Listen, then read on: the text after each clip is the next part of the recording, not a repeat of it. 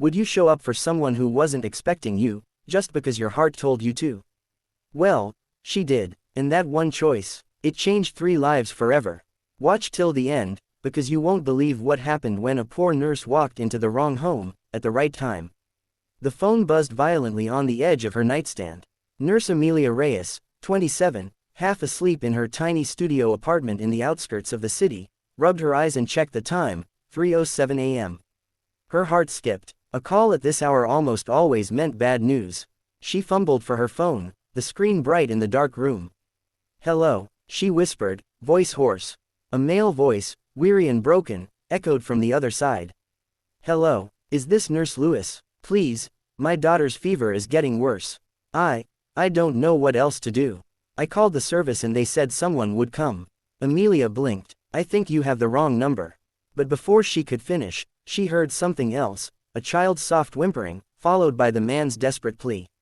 "Please, she's only 6. I can't take her to the right now. My car won't start and I've already called 3 nurses. I didn't know what else to do." Then the line went dead. Amelia stared at the screen. Unknown number, wrong name, wrong nurse. But those cries, those tiny cries, they clung to her heart like a vice.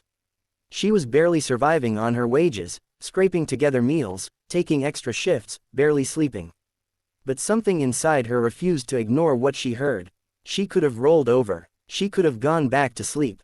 But instead, she threw on her coat, grabbed her worn-out stethoscope, and sent a quick text to the number. "I think you called the wrong nurse, but I'm on my way. Send me your address." The reply came seconds later. "Bless you. 1123 Crestline Drive. Just knock." Amelia hadn't even heard of Crestline. She looked it up. A wealthy gated neighborhood across town, somewhere she never thought she'd ever set foot. Still, she climbed into her beat-up Corolla and drove through the quiet streets, the city lights a blur of gold and gray. She was thinking about her mother, who passed away when Amelia was just 14. She remembered the night she too had a fever, and no one came. Maybe that's why she couldn't ignore this call. She reached the gate at around 3:40 a.m. The security guard didn't even question her when she said, "Emergency nurse call." Something in her eyes must have been convincing enough. The iron gates swung open like fate. The house was massive, glass, wood, and stone, lit by a single porch light. As Amelia approached, the door opened slightly. A man stood there, tall, dark-haired, with tired, sunken eyes that hadn't slept in days. He looked like he'd been through war. "You're not Nurse Lewis," he said. Amelia gave a small smile. "No, I'm Amelia. You called the wrong number. But I came anyway." The man blinked, stunned.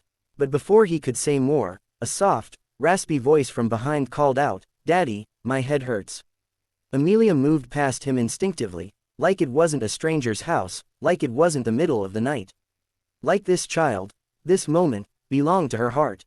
The little girl lay on the couch, cheeks flushed, hair stuck to her forehead, her body curled into herself like a wounded kitten.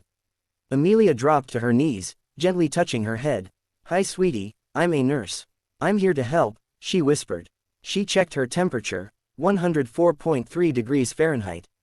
Dangerously high. She began working fast. Cold compress, fever reducer, soft humming to calm the child. And all the while, the man watched, speechless. "Her name's Lily," he finally said, voice cracking. "I'm Ryan Caldwell." The name hit her like a jolt.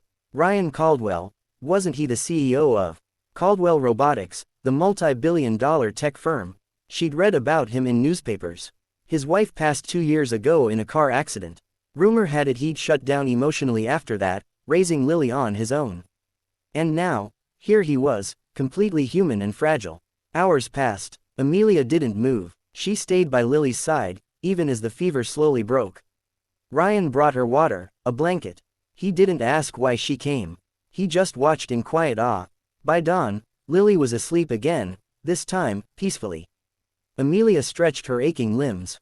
"You didn't have to come," Ryan said softly, bringing her a cup of coffee. "Especially not for a wrong number." Amelia sipped, hands trembling. "I couldn't ignore the voice I heard. I know what it's like to need someone at 3 a.m. He stared at her, deeply. "You could have gotten hurt, walked into a stranger's house in the middle of the night."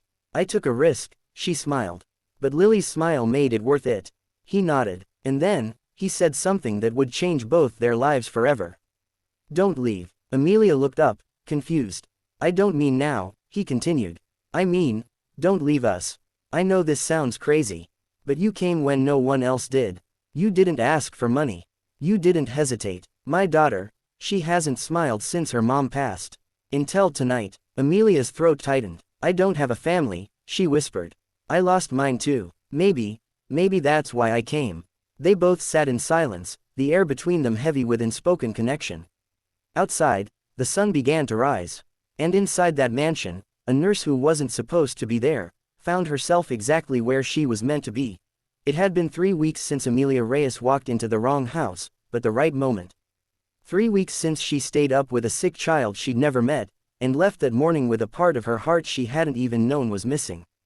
Amelia hadn't expected a call back.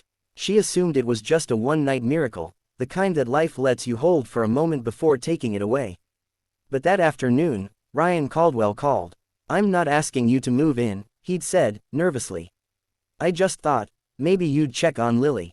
She keeps asking for the angel nurse. Amelia didn't hesitate. By the end of the week, she was there 3 evenings a week. By the second week, Lily insisted she sit next to her at dinner. By the third week, Ryan started smiling again. And by the fourth, he gave her a room in the guest house and said, only if you want. You'll be close, just in case Lily needs you. But what he didn't know, what Amelia hadn't told him, was that she didn't have anywhere else to go. Her landlord had sold the building. Rent had doubled. Her hospital contract had ended. She was floating through life with nothing but a stethoscope, an old Corolla, and a soft voice that refused to stop helping.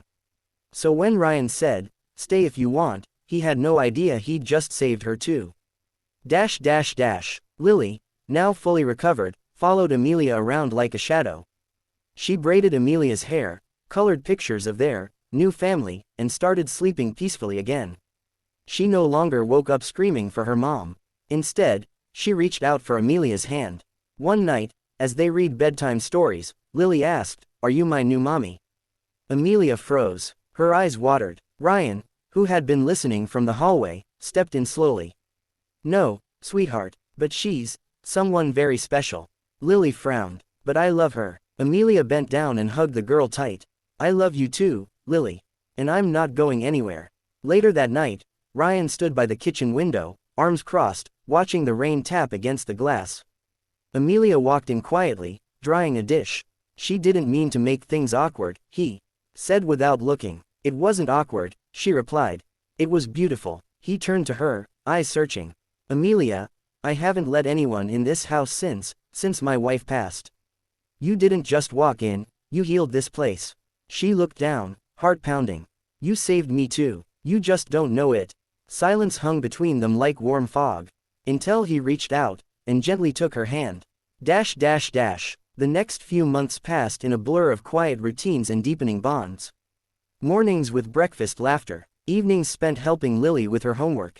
Late nights on the porch with Ryan, sharing dreams and losses and favorite books. They became a family, but none of them dared to say it. Until the day Lily had a school play. She stood on stage as a little nurse, proudly wearing Amelia's old stethoscope. Her lines were shaky, her hands trembled, but when she saw Amelia and Ryan in the front row, her smile lit up the world. After the show, she ran to them. Everyone's mom and dad were there, and mine too. Ryan and Amelia exchanged a glance. And that's when it happened. He took her hand. In front of the other parents. In front of Lily. Like he wasn't afraid anymore. That night, under a sky full of stars, Ryan finally spoke the words that had been buried behind his silence for months. I loved my wife, Amelia. I always will. But when you came into this house, you didn't take her place, you made a new one. One that was empty for a long time. Amelia's heart ached with both fear and joy. I didn't come here for this, she whispered. I know, he said. But maybe, you were meant to stay. He reached into his pocket, and pulled out a small velvet box. Not a ring, a key, to this house, to this life, to us. She didn't need time, she didn't need speeches. She'd already said yes the moment she showed up at 3 a.m. They embraced, warm and silent, beneath the stars that had seen every tear, every late-night doubt, every miracle stitched from ordinary moments. 2 years later, Nurse Amelia Reyes stood by Ryan Caldwell's side, not as a guest, not as an employee, not as a savior, but as his wife, and as Lily's forever mother. She had turned a wrong number into the right life. Because sometimes, the greatest call you'll ever answer, is the one that wasn't even meant for you. Dash dash dash. Glowing star, the end, glowing star. Dash dash dash. Heart, did this story warm your heart? Let us know in the comments. Like the video, and don't forget to hit subscribe for more stories that remind us all, kindness always finds a way. Pushpin, every act of compassion has the power to rewrite a life. Maybe even yours.